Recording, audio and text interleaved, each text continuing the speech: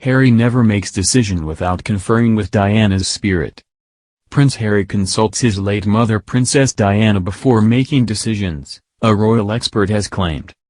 The Duke of Sussex caused a stir when he left the royal family and moved to the US with his wife, Meghan Markle, in 2020.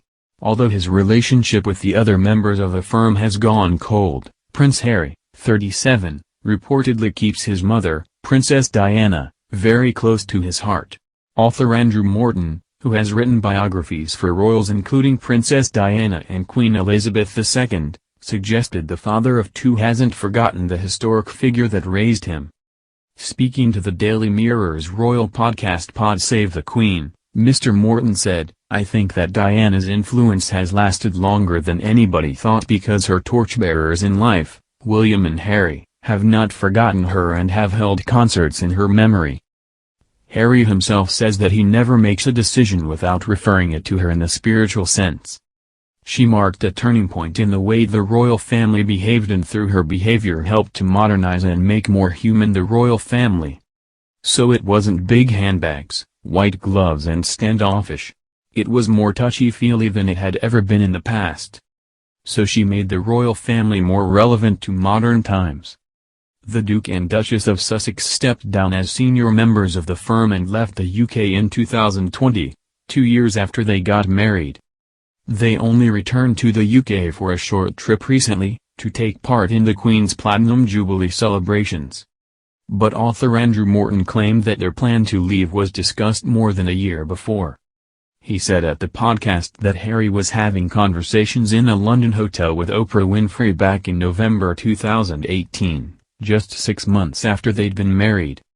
And added, so they were thinking about a different direction of travel pretty early on. The irony is they had been given the keys to the first-class lounge when Prince Harry was given the position of youth ambassador to the Commonwealth. This was effectively the Queen's way of saying you do the rest of the world, leave William and Catherine to do the UK where they will eventually be the heads of state. Another expert has claimed that royals have been callous towards the couple during the Jubilee. In an interview with the Royally Us podcast, royal author Christopher Anderson suggested that the whole world was watching and waiting to see if fences would be mended, if the Sussexes got back together with the rest of the family. He added, from that standpoint, it was an unmitigated disaster. It's hard to see how the royal family could have been any more callous towards the Sussexes.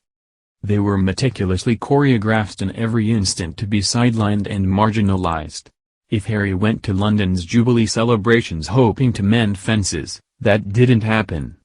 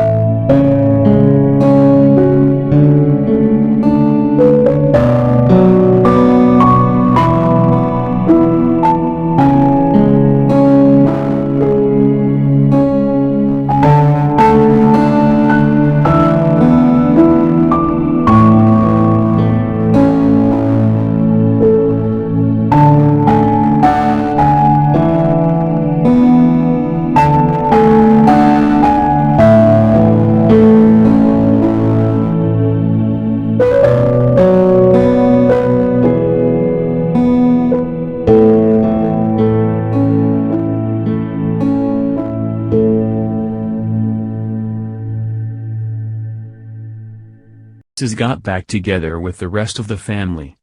He added, "From that standpoint, it was an unmitigated disaster. It's hard to see how the royal family could have been any more callous towards the Sussexes. They were meticulously choreographed in every instant to be sidelined and marginalized. If Harry went to London's Jubilee celebrations hoping to mend fences, that didn't happen.